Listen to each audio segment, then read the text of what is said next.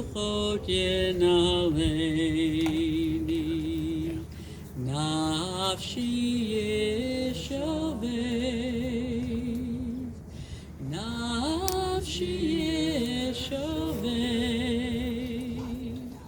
Yancheni B'magalei Tzedek Leman Shemo, Gam Ki Elech B'Gates Hamavet, Lo Irara Ki Ata Imadi Shiftecha Umishantecha Shiftecha Umishantecha Emayin Nachamuni. Thank you all for being here this afternoon. It's getting a little windy. We've gathered together to remember Dr. Bernie Lipman, Baruch Ben Leib Velina. Bernie was born on March 3rd, 1932, the 25th day of Adar Aleph in the year 5692. And he passed away on March 2nd in 2023, the 9th of Adar in 5783.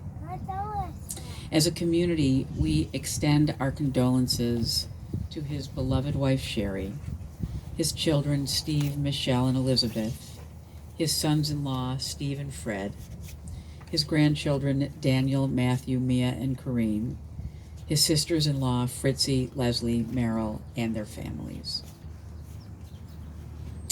It's customary to sort of begin a memorial service, and someone like Bernie, who lived such a full and almost Renaissance kind of life, with some psalms that sort of speak to the essence of who they were.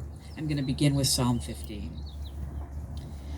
Mizmor leDavid Adonai miyakur b'yolecha mishkon bahar kodshecha holech tamim ufoel tzedek v'dover emed b'levavo lo ragal al lishono lo asal re'ehu ra v'cherpa lo nasa al karovo nivzeh b'einav nimas v'et yirei Adonai yechabed nishbal harav v'lo yamir kaspo v'lo natan b'neshech v'shochad al naki lo lakach Hose'ele lo yimot leolam. A Psalm of David. Who among us deserves to enter the sanctuary of God? Can we merit a place in God's presence? If we live with integrity, do what is right, speak the truth without deceit, have no slander upon our tongue, do no evil to others, never mistreat a neighbor, spurn a contemptible person, and honor those who revere Adonai. Never retract a promise once made, though it may bring you harm. Lend no money at unfair rates. Accept no bribe against the innocent. Make these deeds your own.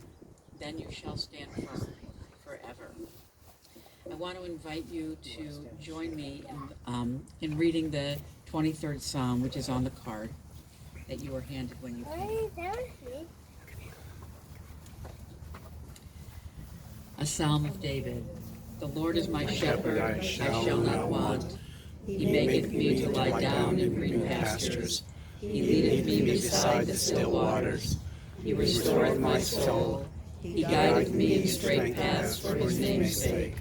Yea, though I walk through the valley of the shadow of death, I will fear no evil, for thou art with me. Thy rod and thy staff, they comfort me. Thou preparest a table before me in the presence of my enemies. Thou hast anointed my head with oil. My cup runneth over. Surely goodness and mercy shall follow me all the days of my life, and I shall dwell in the house of the Lord forever.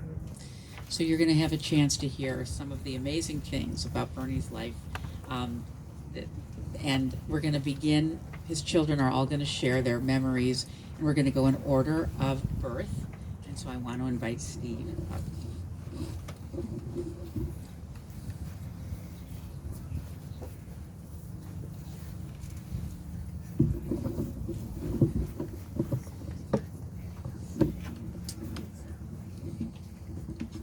There's more seats. If there's anybody Yes. that needs a seat, sit. We have 4 right here in front. Rabbi, if you take half a step that way, I appreciate it. There's still 3 seats in the front if anybody needs or wants. It's okay.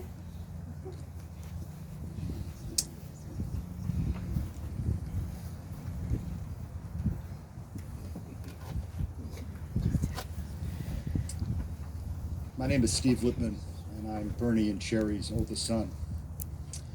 And brothers to my sisters, Michelle and Elizabeth.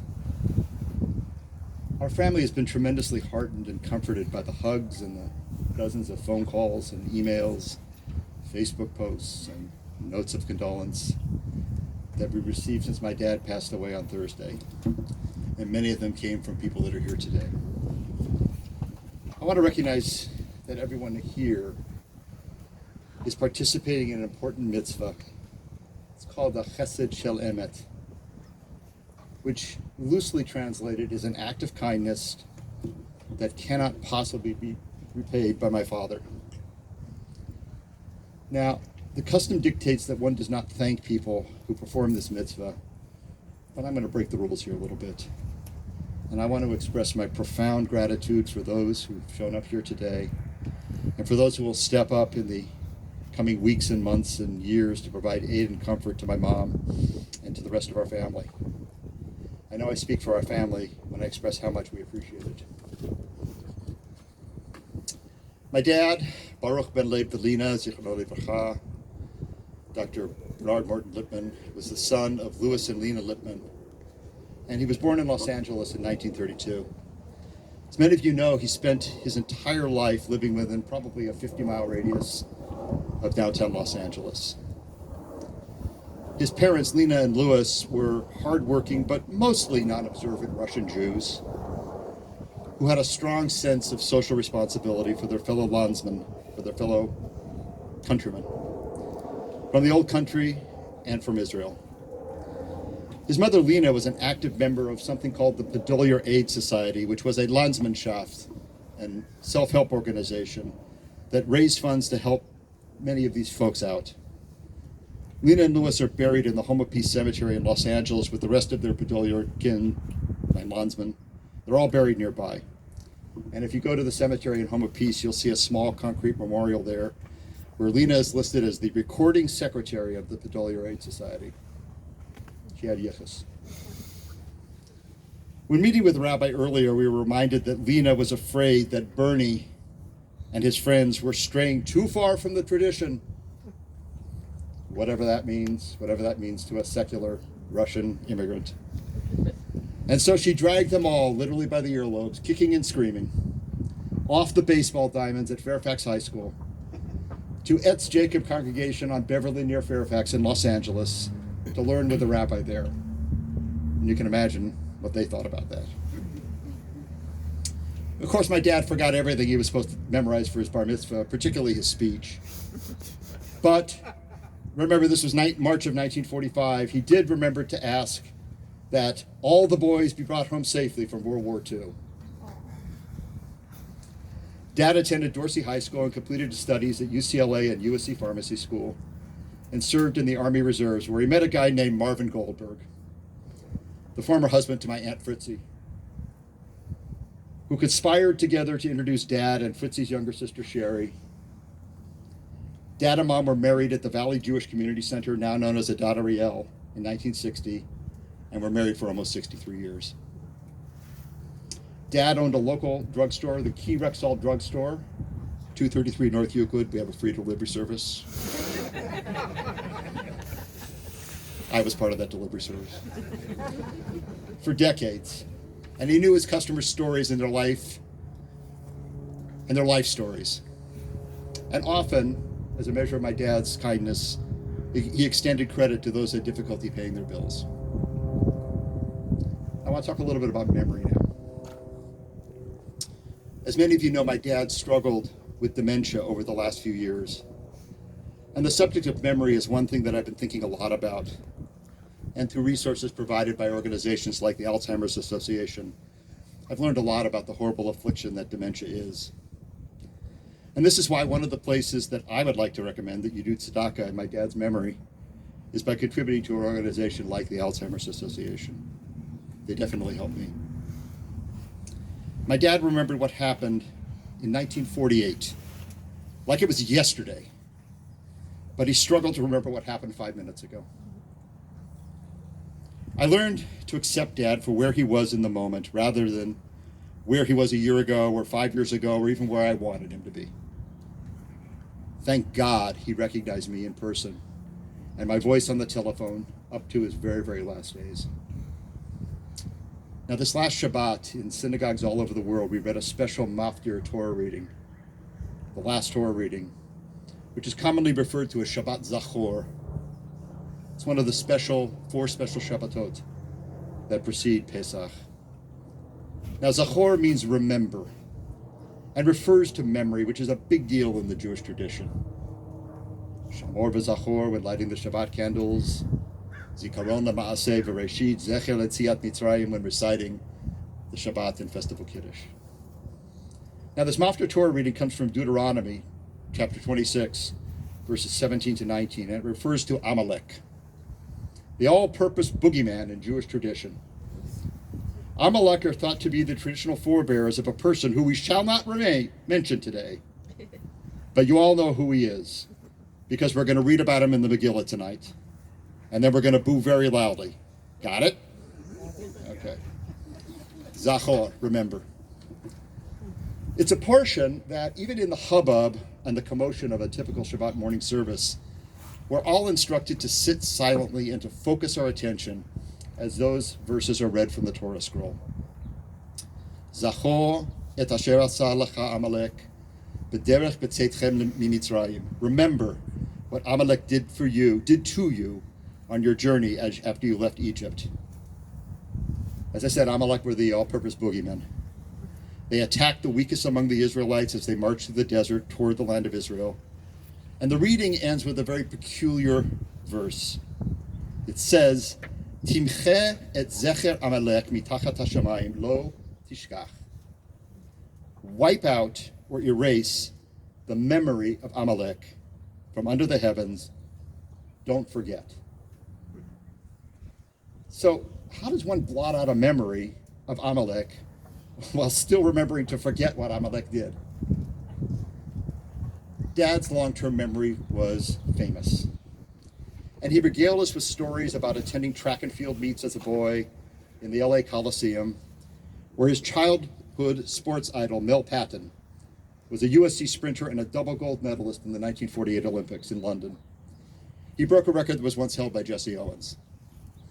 He told me over and over and over about Patton's exploits, including one time when the starter's pistol went off in the Coliseum tunnel in the 220-yard straightaway dash, and Patton came screaming out of the tunnel, 50 yards ahead of his rivals. The crowd thought it was a false start, but no, Patton was that good, and he won the race going away. Just over a year or so ago, I was in Eugene, Oregon, at a place called historic Hayward Field, which last summer many of you might know was the kind of the mecca, the center of the track and field universe, and hosted major track and field meets for the first time, including the World Track and Field Championships here on American soil. Hanging out outside the stadium on the stadium walls were dozens of posters of famous track and field athletes of the past, including Mel Patton. So I called Dad up. I said, Dad, guess where I am? I'm standing under Mel Patton's poster at Hayward Field. He took a beat. He said, oh, Is Melvin running in a meet today? No, no, Dad. Unfortunately, Melvin's been dead for a decade. He paused again. He says, oh, well, be sure to say hi to Melvin when you see him. Yes, Dad, I will. And then we proceeded to chat for over an hour as we walked past posters of track and field legends like Jesse Owens, Ralph Metcalf, Ralph Boston, and of course, because of his Eugene, Oregon, Steve Prefontaine, and then Carl Lewis as well. This is a memory that I will treasure and one that gave me and Dad truly immense pleasure. Now, Dad remembered also an iconic drive-thru in Los Angeles called Stan's Drive-In. Every time we would talk on the phone, there would be a recitation of this famous radio commercial from the 50s and 60s with a character actor by the name of Gregory Ratoff. Mr. Ratoff, what is your advice for struggling young actors? Eat! And what should they eat, Mr. Ratoff? A dainty, delicious dog from Stan's Drive-In. Unfailingly, every time my dad and I would talk, we would have to do the Stan's Drive-In shtick. We may be the only people in the universe that remember Dad, and remember this place, and Dad and my conversations over the years seem to be on a repeat loop. But I learned over the years as he struggled with his own memories that even if we had spoken about them repeatedly, it didn't matter. So, despite parts of his memory failing, his memory will be a big part of him and who he was there till the very, very end. And Dad, those memories of you are ones which I will cherish as long as I live. Yeh zichro baruch. May Dad's memory be for a blessing.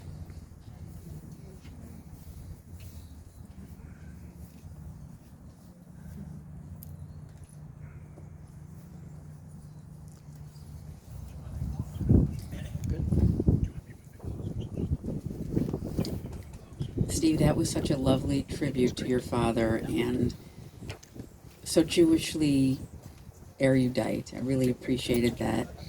And I want to invite Michelle to, I'm sure they'll all be very different and really capture Bernie's unique relationship with all of his kids. There are herbs in your pocket.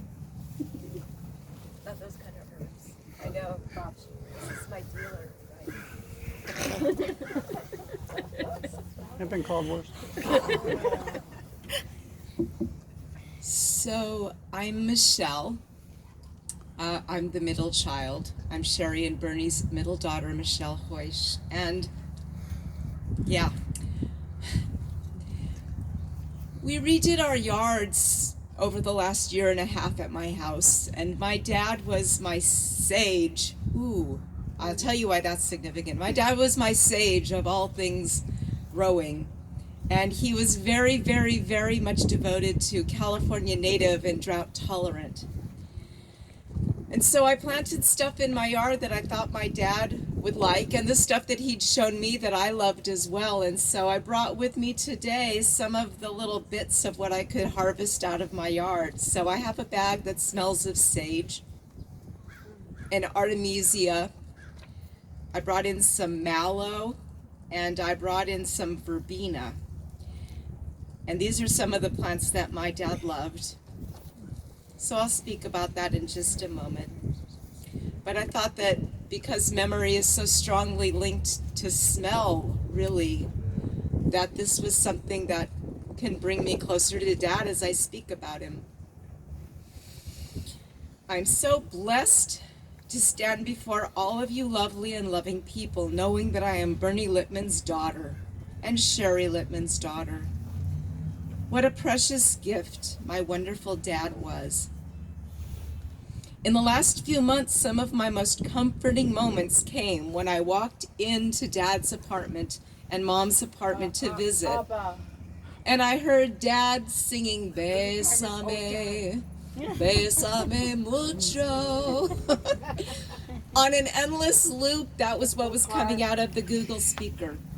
Actually, he also was singing Red River Valley a few weeks ago because that was also what was there. Dad had an amazing memory for fight songs and popular tunes. He also often broke out every morning in a rendition of "Good morning, we slept the whole night through. Good morning to you and you and you and you." And that's how he sang himself awake most mornings for his wonderful caregivers, Lisa and Christiane and Gina and May and Rashawn have been taking such amazing care of my mother and my father. At his essence, Dad was a man who adored and treasured his wife and children and family, and we are all his legacy now. And all of you here are part of that legacy as well, as we continue to tell Bernie stories whenever they come to mind. He was honest and kind and had a friendly word for everyone. My parents were taking the metro to get to see me in the valley lately several years ago, because traffic was always horrible, and they figured out that the metro could get them there without having to drive at least. They talked to everybody on those trains. I could not believe it. And my dad, of course, famously could talk to anybody in his profession in retail, and also comforted everybody in their need to come to him as a pharmacist. But Dad was the easiest person to talk to. Dad also delighted in a really wacky sense of humor. I'm sure many of you have been witness to that. One of my favorite stories of this that comes to mind is my mother had got a chicken at the store. It was apparently not quite up to snuff. And my father said, "I'll return it. They're going to give us a better chicken." And my mother probably said, no, never mind. No, my dad said no. He took the chicken in the bag back to the store. He asked the guy at the counter at Ralph's, "Could I speak to your butcher, please?" And the butcher came out, and my dad said, "Sir, could you please replace this rather plebeian bird with one of his more regal antecedents?" I don't know, the guy gave him a chicken and he took it home for dinner. These words came out of my dad's mouth. I love thinking about that story. I'm amazed at how connected my father was to all of the people in his life and in the greater Orange County area. It seemed he knew or had met nearly everyone we talked about at some sort of local event. But he forged such deep and lasting connections with all of the people in his life. Knowledge of so much so very interested him. He was interested in this whole amazing universe. He could hold a conversation on just about anything, and it never ceased to amaze me what knowledge of seemingly obscure subjects just popped out of his head. Even 2 weeks ago, when I was reading him a book by one of his favorite authors, he commented on somebody, and I thought to myself, how on earth do you know that? He adored books. Good, dense, wordy books were his passion. Southern California was also his passion. It was his happiest place. "We have everything here," he would say. "Why would I ever want to be anywhere else?" And he made his life here with my mother through their entire 62-year marriage, and his entire life, in fact, for almost 91 years. The outdoors were his happiest place, hiking, backpacking, skiing, and recently just spending time out on the patio in the sun. He was in heaven in nature. He was instantly ready to share that love with whoever wanted to go with him on a hike or a walk or even a stroll when we pushed him in his wheelchair down to Del Taco. He loved being outdoors. He knew every plant and shared that knowledge happily. As I said, I picked samples from my garden to bring here to remind me of that passion in my father. Chino Hills State Park is not far from where their home was in Fullerton, and he and I went there about 4 years ago for a birthday hike with him. And the hills, of course, were green and beautiful, and he and I went through this stand of amazing green plants, and my dad started picking leaves and eating them. I said, "What is that?" He said, "Here, it's radish root." And I tried it. I gotta tell you, wild radish root is an amazing thing. I was delighted. I want to go find more of it. Then Dad picked a leaf and turned around to some woman we didn't know on the trail and said, "Here, eat this." In honor of his memory, if you carefully and lovingly add the California native and drought-tolerant plants he adored to your own homes, please think of him when you do that. Word of warning, if you plant a lemonade berry bush hedge, it will do well, really, really well. Invest in a quality hedge trimmer. And be prepared for your children to forbid you to climb on ladders to use it yourself to prune the hedge after you're 85. Please stay off of ladders. I will never be far from my dad if I can go outdoors and see the sky, marvel at the natural beauty surrounding me, and take a breath, pick the leaves, smell them, and finally, if the angels blessedly manage anything resembling a 500 season this year, we can all say that they have owed my ever-faithful dad for a long time. So let's take a second in my dad's memory to wish Otani, Trout, and Rendon success and good health in Bernie's memory. May it always be for a blessing. Ah, Michelle.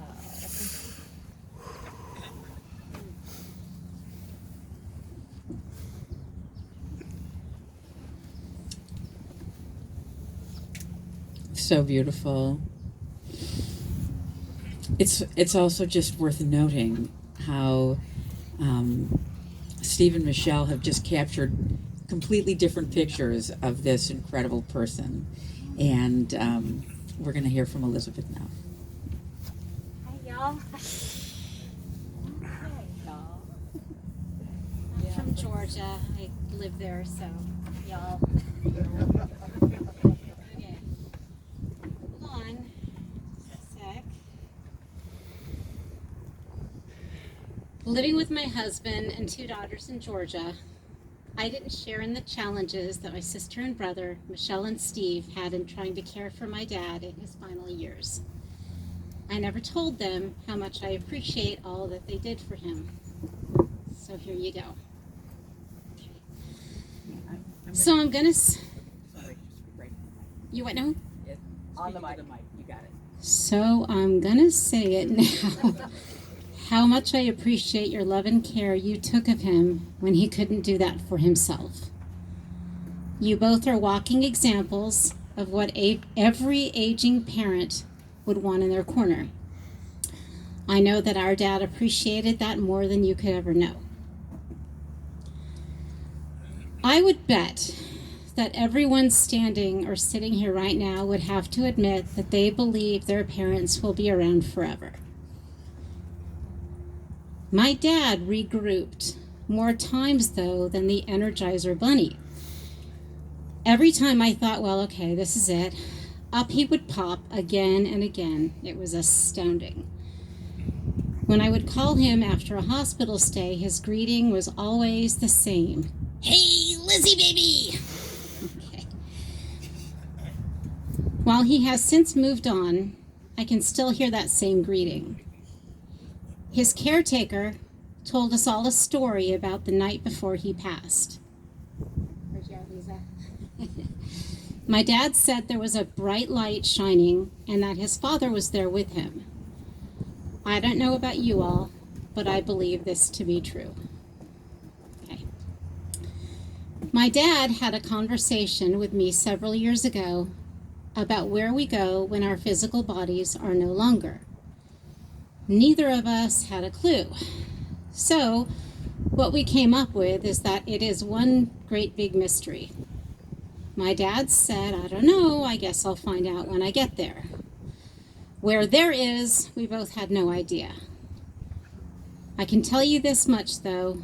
I have been sensing his soul, energy, and being here with us right now.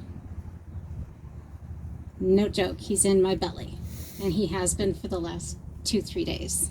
Okay? I can't speak for you all, but for me, I've been thinking about the best way to keep his legacy alive. Above most everything else, my dad's nirvana was on a trail somewhere. In fact, he is currently wearing his hiking boots in there. Okay, so Yeah, he needs them wherever he's going, right? But because, 2 years ago, when he could no longer drive, he gave his car to us. And that car is now being driven by his 19-year-old granddaughter, Mia, back and forth to school and work. Now, because we are one of those weird families that assign genders and names to everything we own, that car is no different. She's female, and her name is Birdie. I ordered her a new license plate frame before I left for California, and it's going to arrive sometime in the next few weeks. And it says as follows: to anyone who is now staring at the back of this car, Bernie has a message for you. Strap on your hiking boots and go climb a mountain. And save Coyote Hills. Mom, Fred, Mia, Corinne, and I love you. All of us will hold you up as long as you need. Thanks for listening.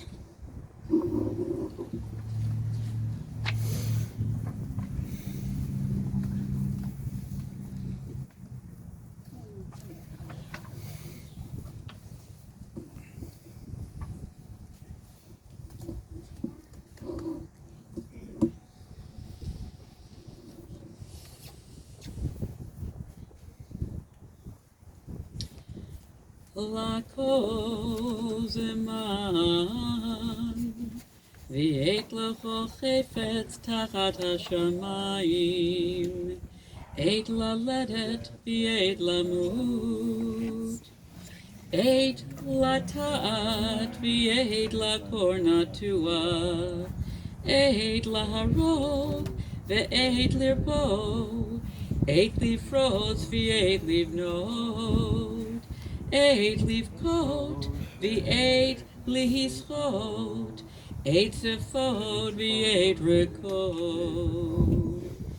A season is set for everything, a time for every experience under heaven, a time for planting and a time for reaping, a time for keeping and a time for discarding, a time for loving and a time for hating, a time for embracing and a time for refraining, a time for laughing, a time for weeping, a time for dancing and a time for crying, a time for birthing and a time for dying.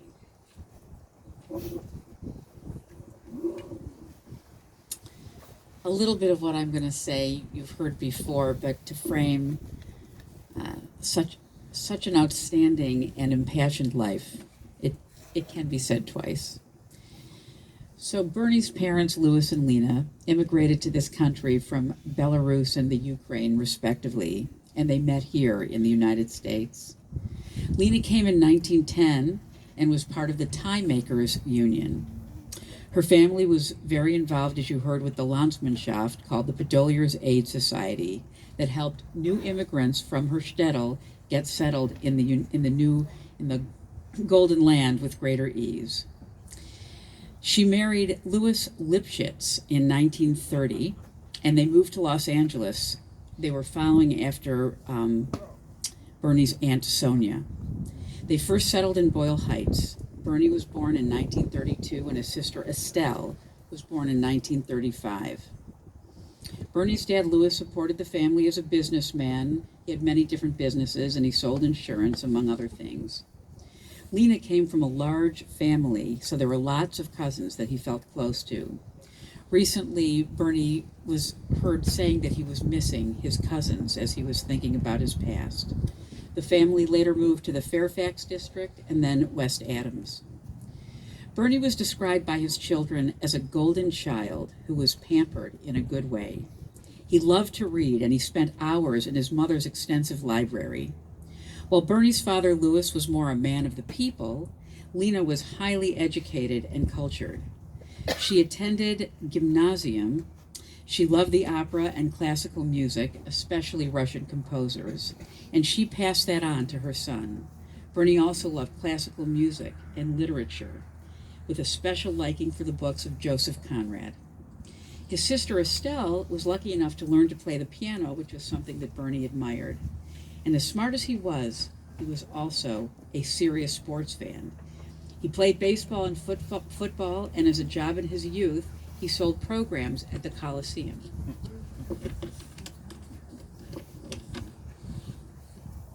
Bernie attended Dorsey High School, then UCLA for undergrad, and went to USC to become a pharmacist. He was a big UCLA sports fan, a